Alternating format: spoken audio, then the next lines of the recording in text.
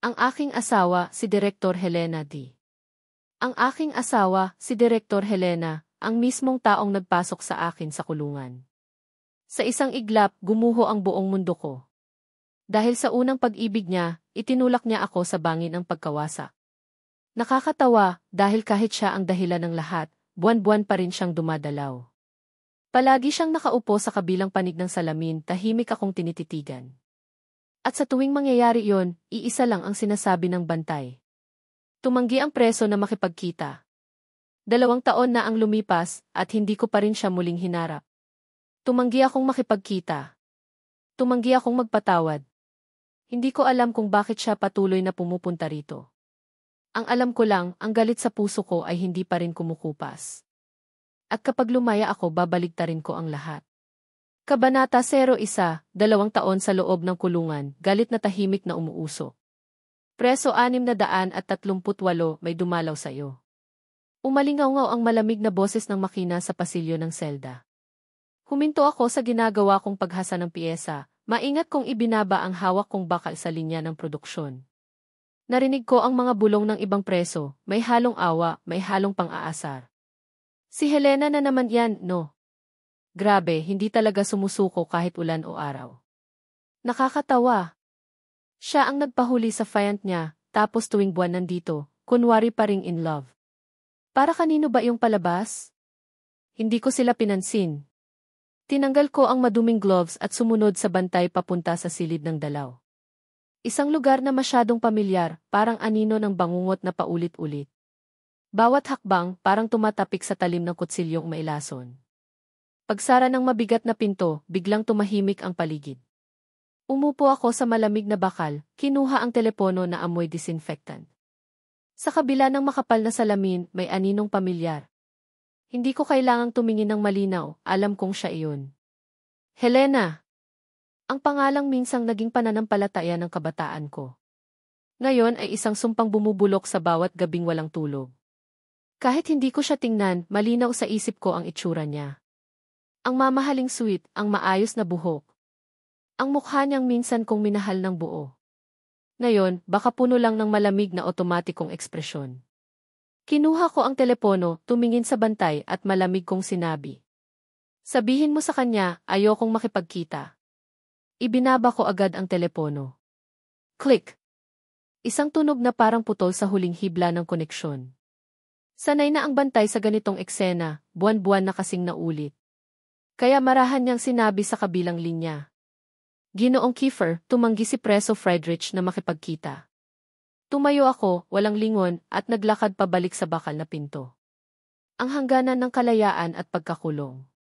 Bago tuluyang magsara, sa refleksyon ng hawakan ng pinto. Nakita ko ang aninong babae sa kabila ng salamin. Nakaupo pa rin, hindi kumikilos. 2 taon. 730 araw. 24 na beses siyang pumunta. 24 na beses ko siyang tinanggihan. At sa bawat pagtanggi, lalong tumatalas ang galit sa dibdib ko. Parang talim na hinahasa ng panahon. Pagbalik sa selda, humiga ako sa matigas na kama. At ipinikit ang mga mata. Bumuhos na parang wala akong kontrol ang mga alaala, bumalik ang impyernong hapon 2 taon na ang nakalipas. Nasa pinakamataas na palapag kami ng Astrid Corporation, sa opisina ng CE kung saan sumisikat ang araw, mula sa malalaking bintana hanggang sahig, tanaw ang marangyang skyline ng lungsod. Katatanggap lang ng isa proposal ko ang babae, puno ako ng ligaya habang pinag-uusapan namin ang mga detalye ng kasal na nakatakda sa susunod na buwan. Ngunit inabot niya sa akin ang isang folder ng mga dokumento at nagsalita ng napakalamig, isang tinig na hindi ko kailanman narinig mula sa kanya. Friedrich, ito ang ebidensyang nagpapakita na ginamit mo ang posisyon mo para angkinin ang 30 milyon dolyar mula sa pondo ng kumpanya. Nanlumo ako, para bang nanlalamig ang utak ko. Helena, ano ba yan? Hinawakan ko ang folder, nanginginig ang mga kamay. Bawat halagang nakalista roon ay tumuturo sa akin, at ang mga pirma, pawang pirma ko. Hindi pwede. Hindi ako ang gumawa niyan, tumayo ako, halos sumigaw. Tiningnan niya lang ako ng kalmado, ang mukha na minahal ko ng 8 taon, walang kahit bahagyang pag-aalab. Malinaw ang mga ebidensya. Isang pangungusap niya, bawat salita'y tila martilyong bumasag sa mundo ko. Binuksan ang pinto ng opisina at pumasok ang ilang pulis na nakauniporme. Tumingin ako kay Helena na may desperasyon, hinahanap ang kahit isang bakas ng biro, kahit isang palatandaan ng pag-aatubili. Wala. Tanging malamig na kawalan. Nang ikapos ako ng posas, nakita ko si Victor na nakatayo sa likod niya, ang unang pag-ibig ni Helena, ang lalaking inilarawan niyang maginoo, maraming talento at kaakit-akit. May bahagyang kurba ang mga labi niya, isang ngiting tagumpay na halatang ipinipigil. Sa sandaling iyon, naunawaan ko ang lahat. Sa mga unang buwan sa kulungan, naging parang hayop ako na naitulak sa sulok ng haula, nagpapakawala ng galit, binubugbog ang mga bakal ng selda, sumisigaw na ako'y inosente. Kapalit nito, malamig na panunupil at lalong naglalim ang pag-asang nawala na. Sa selda, sunod-sunod na inapi ako ng mga matatagal ng baliw, kinukuha nila ang pagkain ko, habang pupunta sa sihi. Ilang beses nila kaming binugbog ng sabay-sabay. Hindi ako umiyak. Hindi ako nanghihingi ng awa. Walang saysay ang luha sa ganoong mundo. May isang leader dyan na palaging inuutusan ang mga tauhan niyang pahirapan ako. Pero hindi ako madaling takutin. Nagpustahan kami, kung matatalo ko siya sa isang laban, hindi na raw niya ako gagalawin. Pagkalipas ng ilang panahon ko siyang pinag-aralan sa loob, napansin ko na paminsan-minsan ay kailangan niya ng gamot para sa hika dahil sa matagal na karamdaman. Kaya nung gabi bago ang pustahan, ninakaw ko ang gamot. Kinabukasan, nang wala ang gamot, nagsimula ang kanyang paghihirap, nang humina ang kanyang kalagayan, ginamit ko ang tamang suntok para ibagsak siya. Mula noon, wala nang nangangahas na gumalaw laban sa akin. Naging takot sila sa akin. Sapat akong malupit at sapat din akong tahimik. Ang isang tahimik na kaaway, mas nakakatakot pa kaysa isang sumisigaw. Sinimulan kong gamitin ang lahat ng mapagkukunan na kaya kong maabot. Gamit ang kaunting sahod ko sa loob, binayaran ko ang bantay ng aklatan upang makahiram ng mga libro tungkol sa batas at estratehiya sa negosyo. Araw-araw, ako ang preso bilang #682, gumagawa ng mekanikal. Ngunit sa gabi, habang natutulog ang iba, sa mahinang ilaw ng pasilyo, nilulunok ko ang mga pahina ng mga aklat. Bawat batas, bawat kaso sa negosyo, naging pundasyon ng plano ko ng paghihiganti. Nakikinig ako sa mga usapan ng mga gwardiya, kumukuha ng impormasyon mula sa labas, pinakikinggan ko ang mga bagong preso na nagkukwento tungkol sa buhay sa labas. Balita daw, nakuha ng Astrid ang lupang timog ng lungsod. Ang sisi nilang si Helena, ang dali-dali niyang talento, nakaangat talaga. Yung boyfriend niya, si Victor, araw-araw sa mga pahayagan, charity, gala, napakakinang ng buhay niya. Parang mga tinik ang mga salitang iyon tumutusok sa puso ko. Kapag masakit, mas lumilinaw ang isip ko. Ipinagdiwang ko ang aking ika-30 kaarawan sa loob ng kulungan. Walang cake. Walang pagbati.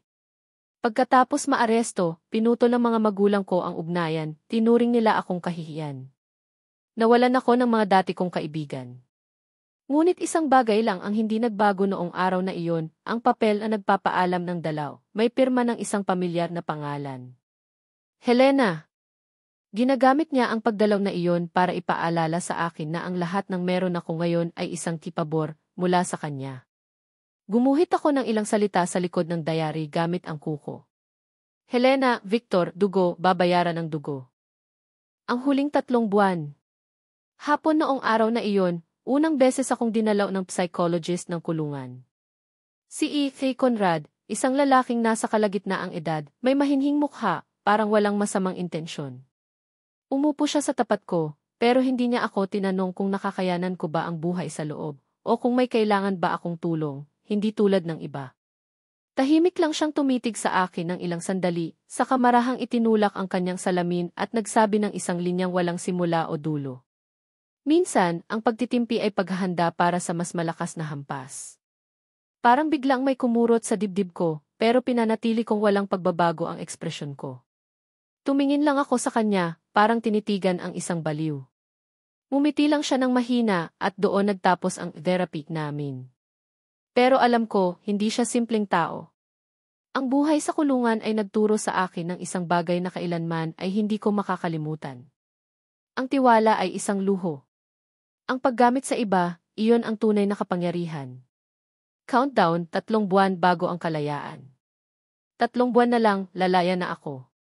Sa dingding ng selda, punang mga markang hugis, bawat guhit ay sinulat ng dugo't puot sa loob ng 2 taon. Madalas na akong pinapakausap ni si Conrad nitong mga nakaraang linggo. Habang nagkukwentuhan kami, madalas niyang aksidenteng mabanggit ang mga balita sa labas. Matindi raw ang galaw ng stock market ngayon. Mukhang may problema ang Astrid Corporation sa isang malaking merger nila abroad, anya habang nag-aayos ng mga papel. Hindi ako lumingon. Abala ako sa pagkikiskis ng kahoy gamit ang papel de liha. Tahimik kong sinabi, interesado rin pala si Doc sa negosyo. Mumiti siya sa ilalim ng mga salamin. Sa edad kong ito, kailangan ng bagay na pampalipas oras. Hindi tulad ng mga bata pa, mahaba pa ang lalakbay ninyo. Sa kanya idinagdag. Ang Astrid, mukhang nagkakabutas sa loob. Maraming mga senior executive ang hindi boto sa estilo ni Helena. At si Victor, masyado raw maingay, masyado ring sikat. Marami ang nagsisimula ng mainis. Hindi ako sumagot. Pero tumindi ang puwersa ng kamay kong humahawak sa liha. Ang mga impormasyong iyon, tugma sa mga balitang lihim kong nakuha sa iba't ibang paraan. Ang imperyo ni Helena ay may bitak. At si Victor, ang lalaking nagtrador sa akin para makaakyat sa tuktok. Mas mataas siyang umakyat, mas masakit ang kanyang pagbagsak. Tahimik akong gumisi. Malapit na, Victor. Malapit na. Mga piraso ng plano. Habang sinusukat ko ang mga kilos ni si Conrad, nararamdaman kong sinusukat din niya ako. Parang dalawang manlalaro ng chess sa iisang mesa, bawat galaw ay sinasalansa ng ingat. Pinapakita kong walang interes sa mga sinasabi niya, pero bawat salita ay isinusulat ko sa isip. Kanino ka, Doc? Kaibigan o kalaban? Hanggang hindi malinaw ang katotohanan, lahat ng tao ay posibleng kaaway. Ang aking unang galaw. 1 buwan bago ako lumaya, may isang preso sa aming selda, Albrecht, na mukhang sunod-sunuran sa akin. Nasa loob siya dahil sa isang aksidenteng pananakit. Madalas siyang bugbugin ng iba.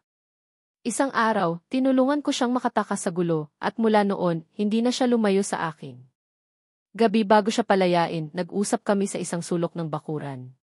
Hinugot ko mula sa bulsa ang isang gusot na papel, puno ng mga simbolo at numero na walang kahulugan sa iba. Paglabas mo, huwag kang umuwi. Hanapin mo ang Tobias, may-ari ng isang maliit na noodle shop sa lungsod. Ibigay mo tong papel na to sa kanya, siya na ang magsasabi sa iyo ng susunod mong gagawin. Tinanggap niya ang papel, mariing tumango, halos maiyak. Salamat, kuya. Hindi kita bibigyan. Tumingin ako sa kanya. Albrecht, tandaan mo, mas mapanganib ang mundo sa labas kaysa rito. Huwag kang basta magtiwala kahit kanino, kahit kay Tobias. Matuto kang magdesisyon para sa sarili mo. Kuya, mag-iingat ka rin, mahina niyang sagot. Ang unang piyesa ng laro na ilapag na. 1 linggo bago ang kalayaan. May dumating na anunsyo ng pagdalaw. Parehong pangalan, parehong taong matagal ko nang sinumpa, Helena. Sa silid ng mga bisita, nakatayo ako sa harap ng makapal na salamin. Hindi ko hinawakan ang telepono. Hindi ko siya tiningnan. Ramdam kong nakatingin siya sa akin, mas matindi kaysa dati, may halong sakit, pagkalito at pagsisisi. Ngunit ano na ngayon? Ang peke niyang pagmamahal, mas mura pa sa damo sa labas. Lumakad akong diretso, hindi lumingon. Ang iniwan ko lang sa kanya ay isang malamig, matatag na anino. Ang huling gabi. Tahimik ang lahat. Kinuha ko ang piraso ng sirang salamin na tago ko sa ilalim ng higaan, pinakinis ko na matagal na. Tinitigan ko ang sarili ko roon. Puti ang mukha, payat, at sa mga mata ko, wala na ang dating kabaitan. Ang natira lang ay yelong titig ng isang nilalang na wala ng puso. Ang Friedrich na dating ako matagal ng patay. Ang natira na lang ay isang demonyong isinilang para maghiganti. Binuksan ko ang aking lumang diary, punang plano at detalye. Bawat hakbang, bawat posibilidad, bawat paraan ng pagtakas, paulit-ulit kong pinag-aralan sa loob ng 2 taon. Pagkatapos kong basahin ang huling pahina, nagsindi ako ng sigarilyo. Sa usok na pumapaligid, parang sinusunog ko ang lahat ng sakit na tinago ko sa loob. Hindi ko na kailangang tandaan ang mga plano, dahil nakaukit na ang mga ito sa butot laman ko. Kinabukasan, dumating ang bantay, dala ang isang pirasong papel. Friedrich, tapos na ang sentensya mo. Pwede ka nang lumabas. Friedrich, tapos na ang sentensya mo. Pwede ka nang lumabas. Kinuha ko ang notisya ng pagpapalaya, kakaiba ang pakiramdam sa mga kamay at mga paa ko, parang totoo pero may bahagyang pagka-unreal. Ang puso ko, na 2 taon ng tahimik, ngayon ay tumitibok ng mabilis. Hindi dahil sa kalayaan, kundi dahil ang tabing ng paghihiganti sa wakas ay naangat na. Pinasok ko ang tarangkahan ng bilangguan, matinding sikat ng araw ang pumailan lang kaya napikit ako ng bahagya. Ang mundong labas, pamilyar at nanghihina ring kakaiba. Mga matatayog na gusali, mga kotse, mga taong nagdaraan ang ingay na tumatagos hanggang sa tenga ko, parang sumasakit ang aking pandinig. Sino ang mag-aakala ang kalayaan mabigat pala? Walang tao sa harap ng bilangguan. Akala ko na, walang sinuman ang darating para sunduin ako. Ayos lang. Hindi naman ako kailangan ng sinuman. Inayos ko ang maluwag at mura kong Amerikana, lumakad papunta sa gilid ng kalsada at itinaas ang kamay para tumigil ng taxi. Kuya, sa distrito ng Frankfurt am Main sa timog ng syudad, pakiusap. Doon ang inuupahan kong ipinareserve ni Albrecht, isang basement ng lumang apartment, mura, komplikado ang mga naninirahan, perpekto para magtago. Simple lang ang kwarto, kama lang, mesa, upuan, iyon na ang buo. Ngunit ligtas. Dito magsisimula ang bago kong landas. Ang headquarter ng aking digmaan. Ipinasok ko ang bagong isip sa telepono at binuksan. Nagliyab ang screen at agad may encrypted message. Boss, nakakontak na rin kami sa Hamburg. Excited sila, sabi nila matagal na nilang hinihintay ang araw na ito. Si Albrecht ayon. Napangiti ako, malamig at maikli. Ang unang piyesa na dapat ilagay, nasa tamang pwesto na, at ito ay sa kanya. Hamburg, dating pinakamahusay na project manager ng kumpanyang katunggali ni Helena, ngunit isang bidding lang, ginamit ni Helena ang mga maruruming taktika at naipatumba siya, nawalan ng karangalan. Sa mga nakaraang taon, siya ay nanghina sa ilalim ng lipunan, ang galit niya ay mas malalim pa kaysa sa akin. Isang taong may kakayahan, may puot, at walang-wala, siya ang pinakamatalim na kutsilyo na magagamit.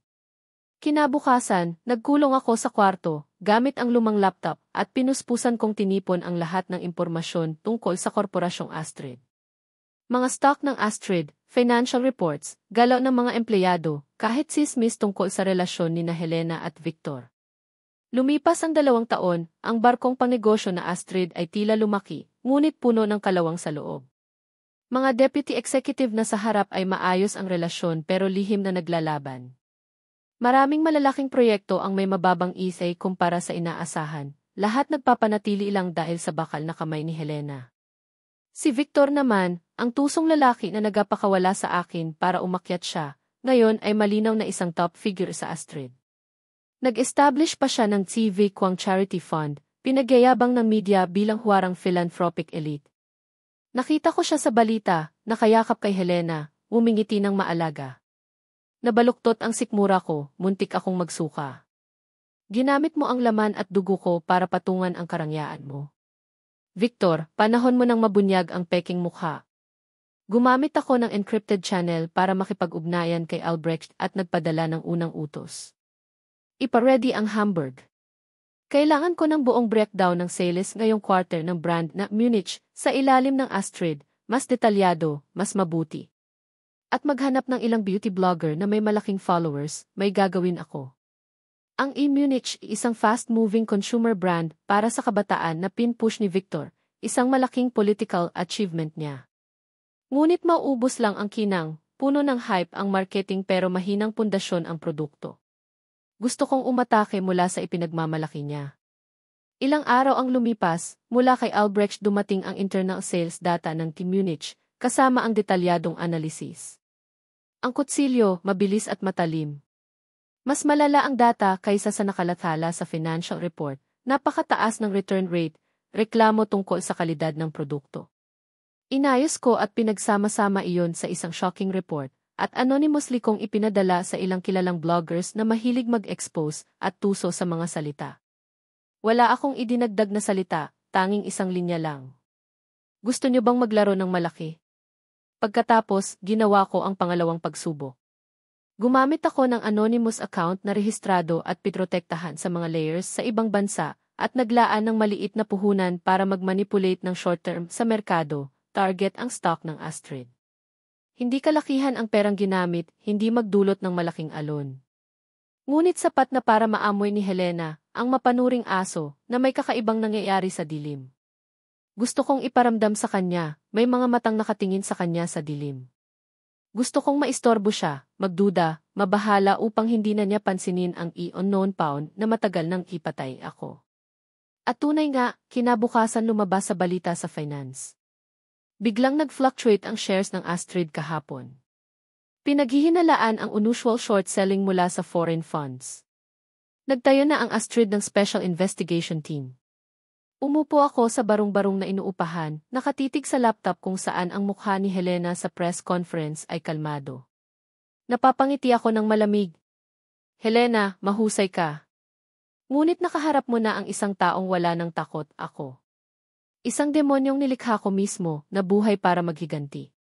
Noong gabi, nagbihis ako ng simple, sombrero at mask, at pumunta sa outdoor cafe, na nasa tapat ng headquarters ng Astrid. Kailangan kong maramdaman ang kaaway ko mula sa malap. Sa malaking screen, umiikot ang promotional video ng Korporasyong Astrid. Ang mukha ni Helena, puno ng kumpiyansa at karangyaan, ay sumasakop sa buong eksena. Ipinapahayag niya sa buong mundo ang kapangyarihan ng imperyong pangkalakalan na itinayo nila. Hindi niya alam na ang bangungot niya ay kakasimula pa lamang. Saktong papalayo na ako nang huminto sa tabi ng kalsada ang isang makinang na pulang Porsche. Bumukas ang pinto at bumaba ang isang maayos na lalaki. Siya si Victor. Nakasuit siya, nakaayos ang anyo, at may ngiting nakalimbag sa mukha, ngunit nang bumaba, tila na pag-iingat siyang lumingon-lingon. Sandaling bumalik siya sa kotse at hinalikan sa noo ang babaeng nakaupo sa passenger seat. Akala ko sa una ay assistant lang niya. Ngunit sa tindig ng babae, siguradong hindi iyon si Helena. Halos hindi sinasadya kong itinaas ang telepono, in-adjust ang zoom, at umatungtong ang isang piklik, halos malinaw na naitala ang eksena. Victor, isang malaking regalo na hindi ko pwedeng palampasin. Ang plano ko ng paghihiganti ay may panibagong matalim na talim. Malakas ang kakayahan ni Helena pagdating sa investigasyon. Pero ang galing ko sa pag-iwas sa pagsubaybay ay bagay na hinasa ko araw-araw sa loob ng bilangguan, sa isang lugar kung saan ang bawat impormasyon ay kontrolado at binabantayan ng mahigpit. Ipinamobilisa niya ang pinakamahusay na cybersecurity team ng Astrid Group, pero sa huli, ang natunton lang nila ay isang kumpanya sa ibang bansa na ginagamit bilang takip ng short-selling funds. Pagkatapos noon, puro firewall, layer sa layer, hanggang sa tuluyang sumuko ang buong team. Mas naging maingat si Helena dahil doon. Isang kaaway na nagtatago sa dilim, may mataas na antas ng kakayahan, at may di mabatid na motibo, sapat iyon para hindi siya mapakali, hindi makatulog.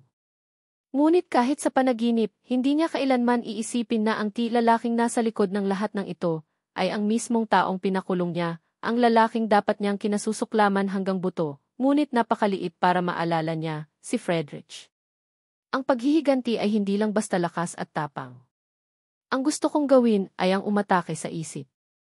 Gusto kong ipakita sa kanya, sa harap ng sariling mga mata niya, kung paano mabubuwag isa-isa ang lahat ng bagay na ipinagmamalaki niya. Kailangan ko ng bagong pagkakakilanlan, isang pagkakakilanlan na magbibigay sa akin ng karapatang humarap sa kanya ng walang pagtatago. Pagkaraan ng isang buwan, ginanap sa lungsod ang isang engranding business gala. Ang mga may hawak ng imbitasyon, puro mga mayayaman at makapangyarihan. At ako dumating din. Ngunit hindi bilang si Friedrich, kundi bilang si Jonas, kinatawa ng isang misteryosong investment fund na bagong balik mula sa ibang bansa. Ang katauhang ito ay pinagawa ko kay Albrecht sa pamamagitan ng koneksyon ng Hamburg, kapalit ng malaking halaga.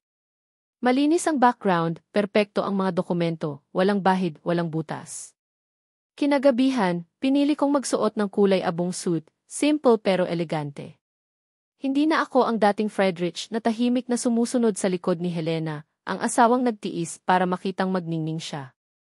Tumayo ako sa sulok ng bulwagan, hawak ang isang basong tsampag, parang isang mga ngaso na pinag-aaralan ang bawat biktima sa kabila ng kanilang mga alahas at ngiti. Si Helena at Victor ang sentro ng gabi. Si Helena, maganda pa rin, marangya at puno ng kumpiyansa gaya ng dati. Maraming beses na siguro akong kinamatay sa kagandahang mailaso na iyon. Si Victor naman, maayos, may ngiti ng gentleman, perpektong katambal sa tabi niya. Isang ideal na pare sa paningin ng mundo. Napangiti ako ng sarkastiko at itinago ang ngiti sa ilalim ng baso. Panahon na. Lumapit ako sa isang kalbong lalaki na kilala ko noon pa. Magandang gabi, si Niklas. Matagal na tayong hindi nagkita, sabi ko habang nagtaas ng baso. Si Niklas, isa sa mga pangunahing supplier ng Astrid at kilalang babaero. Bago pa ako nakulong, ilang ulit ko na siyang nakausap bilang kinatawan ng Astrid. Kilala ko ang mga tulad niya. Alam ko kung paano sila kausapin. Tinitigan niya ako, medyo naguguluhan. Ikaw ay? Ngumiti ako. Jonas. Nagkita tayo sa isang auction sa Europe, naalala mo? Sinabi ko iyon ng kalmado, tiyak, hanggang sa nagsimulang magduda siya sa sarili niyang alaala. At ayun na nga, ngumiti siya ng malapad. Nga pala, Jonas. Hindi ko pinansin ang libog sa tingin niya. Sa halip, nagkunwari akong nakikipag-usap tungkol sa negosyo. Sa pagitan ng mga salita, sinadya kong ipahiwatig na ang pondo sa likod ko ay may napakalakas na kapital at interesado sa bagong consumer market, lalo na sa brand na Munich. Hindi malakas ang boses ko, pero sapat para marinig ni Helena na nasa di kalayuan. At gaya ng inaasahan, napalingon siya. Tumigil ang mga mata niya sa akin ng 3 segundo. May paghihinala, may pagtatasa. Marahil nakaramdam siya ng kakaibang pamilyaridad. Ngunit ang malamig na mukha ng Key Jonas ay sapat para burahin ang anumang duda. Hindi niya ako nakilala. Magaling.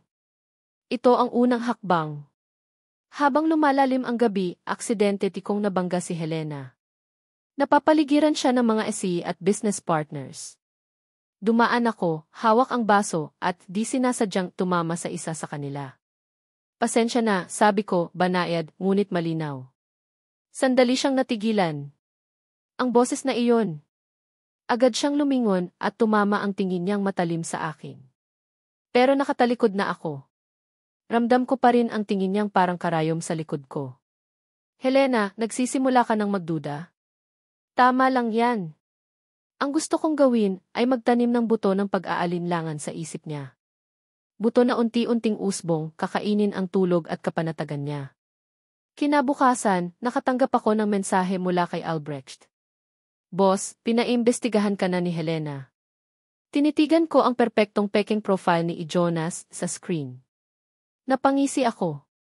Go ahead. Mag-imbestiga ka. Habang mas hinuhukay mo, mas lalalim ang takot mo. Mas gusto ko yan. Kasabay niyon, pumutok ang mga iskandalo ng Munich na ipinasa ko sa mga beauty blogger. Isang sikat na influencer na may milyon-milyong followers ang nag-upload ng video. Sinubukan ko lahat ng produkto ng Munich at masasabi ko, ito ang pinakamalaking scam ng taon. Sa video, binira niya ang lahat, packaging, ingredients, performance. At sinamahan pa ng mga leaked screenshots ng internal data na ipinasa ko. Mga return orders, mga reklamo, lahat ng ebidensya. Parang bato na inihulog sa tahimik na lawa, kumalat ng mabilis. Pumutok sa trending. #Munich scam. #fake products Munich. #boycott Munich. Libo-libong galit na customer ang naglabas ng sama ng loob. Isang gabi lang, gumuho ang reputasyon ng Munich. Nagpanik si Victor. Ang ipinagmamalaki niyang proyekto, naging pinakamalaking kahihiyan ng kanyang karera. Nagmadali siyang magbayad ng AEC teams, magpatanggal ng mga post, at subukang bilhin ang katahimikan ng influencer. Pero hindi niya alam, binayaran na namin sila ng mas malaki. Lalong lumakas ang galit ng publiko. Mas nagpupumigla si Victor, mas lumulubog siya. At dahil doon, bumagsak ang stocks ng Astrid. Si Helena tuluyan ng nababalisa. Nang araw na iyon, nakatanggap ako ng isang tawag na hindi ko inaasahan, pero sa totoo lang, may saysay ito. Si Victor ang tumawag. Hindi ko alam kung paano niya nakuha ang personal na numero ng Key Jonas, ngunit nga'y pagkasagot ko pa lang, narinig ko na ang boses niyang pamilyar, malambing, ngunit maihalong kayabangan. Ikaw ba si Jonas? Ako si Victor. Sa tingin ko, kailangan nating mag-usap ng harapan. Tumitig ako sa bintana, sa direksyon ng gusali ng Astrid Group, at mumiti ng bahagya. Sige, bakit hindi? Isang magandang palabas ang magsisimula pa lang. Nagkita kami sa isang pribadong silid ng isang eksklusibong club. Si Victor ay katulad pa rin ng dati, maayos, elegante, pero sa pagitan ng kanyang mga kilay, may bakas ng pagod at pagkabahala. Tinulak niya ang isang tseke sa harap ko. Jonas, alam kong may kinalaman ang investment fund mo sa mga nangyayari sa Munich. Narito ang 1 milyong marka. Tumigil ka lang, bawiin mo ang sinabi mo sa publiko at tapos na ang lahat. Ngumiti ako ng malamig. 1 milyon lang. Sa tingin mo ganang kababa ang halaga ko, Victor? Biglang nagdilim ang mukha niya. Jonas, huwag kang masyadong sakim. Hindi maganda ang kalabanin ang Astrid Group. Talaga? Yumuko ako ng bahagya, halos pabulong. Narinig ko, ang proyekto sa Munich ay pinilit mong ituloy kahit tinutulan ng lahat. At ngayong bumagsak ito. Kita ko kung paano kumurap ang mga mata niya, isang senyales ng takot. Nagpatuloy ako, dahan-dahan, bawat salita ay parang patalim. Sabi rin nila, hindi na masaya ang board sa estilo mo. At si Helena? Sa oras na masira ang pangalan ng kumpanya, sa tingin mo ipagtatanggol ka pa rin niya?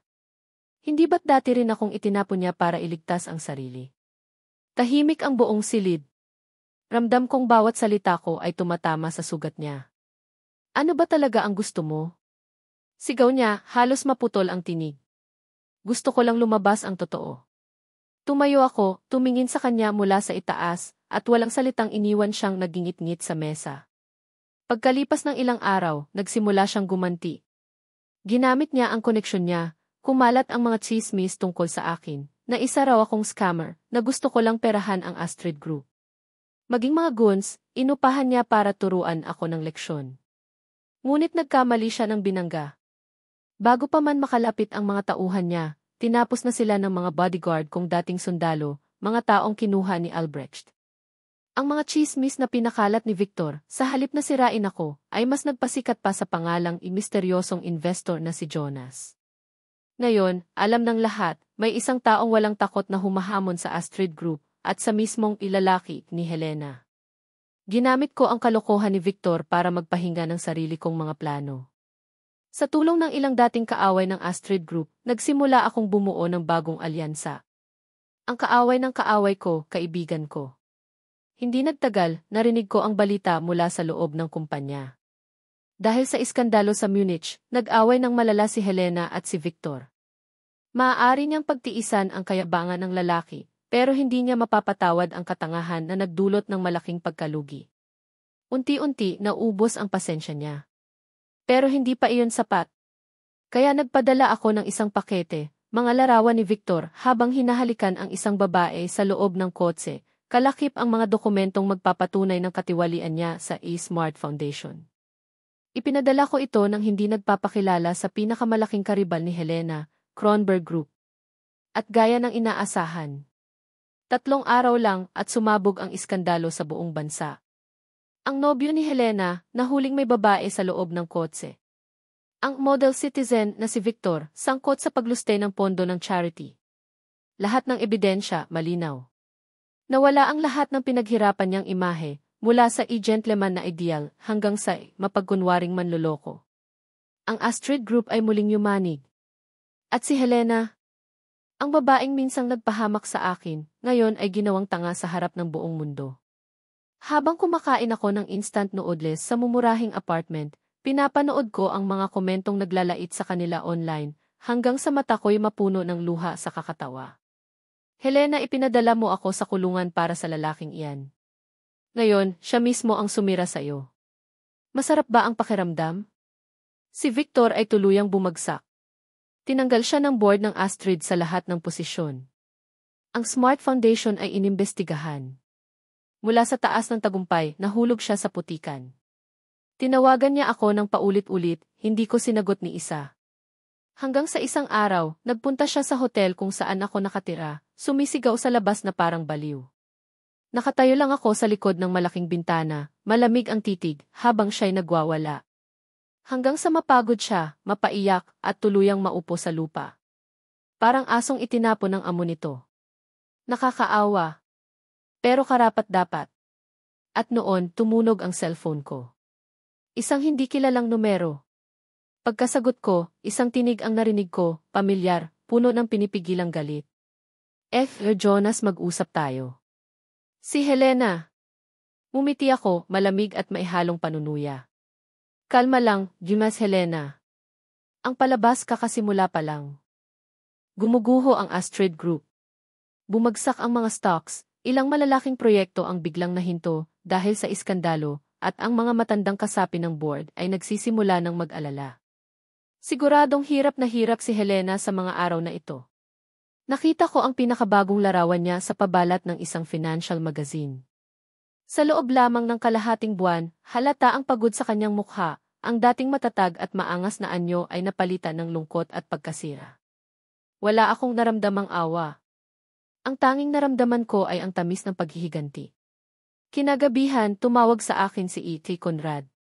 Simula nang makalaya ako sa kulungan, iyon ang unang pagkakataon na siya mismo ang nakipag-ugnayan. May oras ka ba? May isang bagay akong gustong ipakita. Sa tingin ko, magugustuhan mo ito. Ang tono niya ay kalmado, ngunit may bigat na mahirap tanggihan. Nagkita kami sa isang tahimik na tea house, malayo sa mata ng publiko.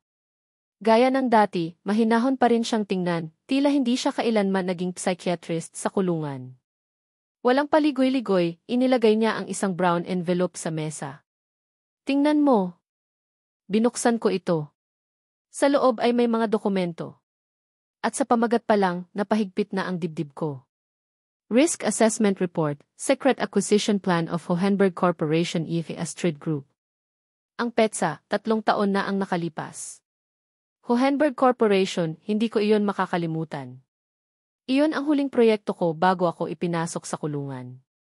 Noon, ako ang humahawak sa buong deal ng Astrid para bilhin ang kumpanyang iyon na gumagawa ng advanced dye technology.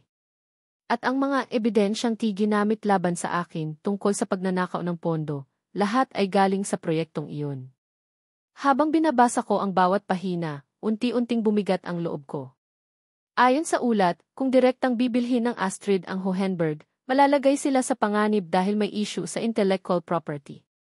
Ngunit sa pinakahuling pahina, may nakasulat na planong nakakasuklam. Gumawa ng financial scandal laban sa project head, Friedrich, upang siya ay makulong, maantala ang acquisition, at pagkatapos ay gamitin ang isang third-party shell company para bilhin ang Hohenberg sa napakababang presyo. Ilipat ang lahat ng teknolohiya at patent sa ilalim ng pangalan ng Astrid. Nanginig ang kamay ko. Ngayon ko lang naintindihan. Ginamit lang nila ako. Isa lang akong piyesa sa laro ng Astrid, isang paon na kailanman ay pwedeng isakripisyo. Akala ko noon, ginawa iyon ni Helena dahil kay Victor, ang lalaki niyang karelasyon. Ngayon alam ko, mali ako. Si Victor ay isa lang na pantabing, isang kasangkapan para maitago ang tunay na kasakiman sa likod ng kumpanya. Ramdam ko ang hapdi sa dibdib, pero kasabay noon, dumating ang isang malamig na kaliwanagan. Ang paghihiganti ko ay hindi dapat lang kay Helena at kay Victor. Dapat ay laban sa buong Astrid Group, ang bulok na imperyong itinayo sa dugo at kasinungalingan. Tumingin ako kay E.T. Conrad. Saan mo nakuha to?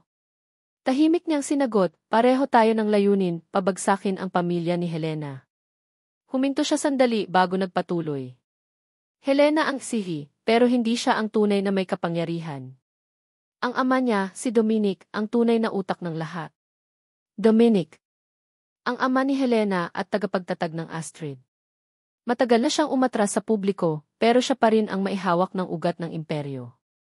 Ang huling pumirma sa approval ng acquisition plan, si Dominic mismo. Para akong tinamaan ng kidlat. Akala ko si Helena lang ang kalaban ko. Ngayon alam ko na, isa rin siyang kasangkapan sa kamay ng sariling ama.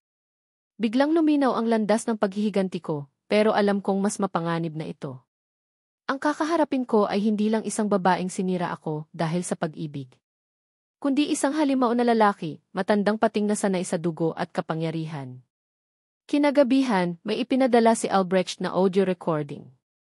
Galing ito sa isang kasambahay sa club na madalas puntahan ni Helena.